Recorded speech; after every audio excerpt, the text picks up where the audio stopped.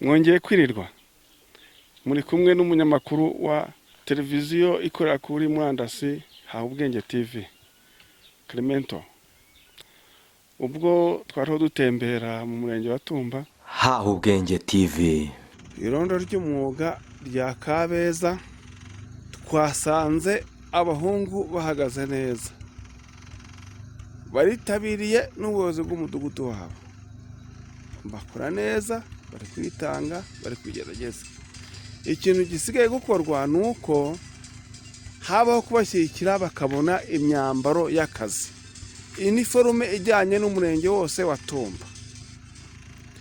Nukuri dufatanyije na koperative irondo ry'umwuga, dufatanyije na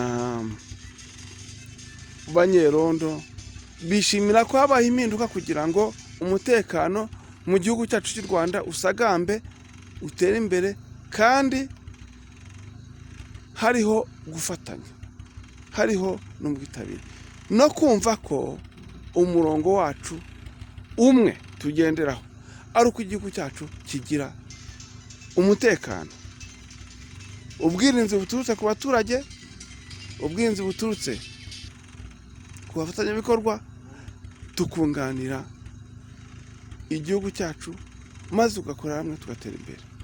Turashimira kandi nanone ubuyobozi bwa koperative bufatanyije n'ubuyobozi bw'imidugudu ko bwatanze impuzangano nshyashya y'abakora irondo ry'umwuga, ko mu mpuzangano nshyashya bari gufatanya n'inzego zibishinzwe z'umutekano mu kurwanya ibiyobyabwenge. Tugerageza kubagezaho ibiganiro byubaka umuryango nyarwanda, biteza imbere abababaye. Turabashishikariza gukomeza kudukurikirana umunsi ku munsi, mukanda subscribe, mukora comment, ndetse mukwirakwiza n'amakuru yanyu yacu impande zose. Murakoze kubavuganira, tuzakorera ubuvugizi no mu bihe bizaza. Televiziyo yacu ni iyanyu, nibagezaho ibikorwa byiza. Habubwenge TV.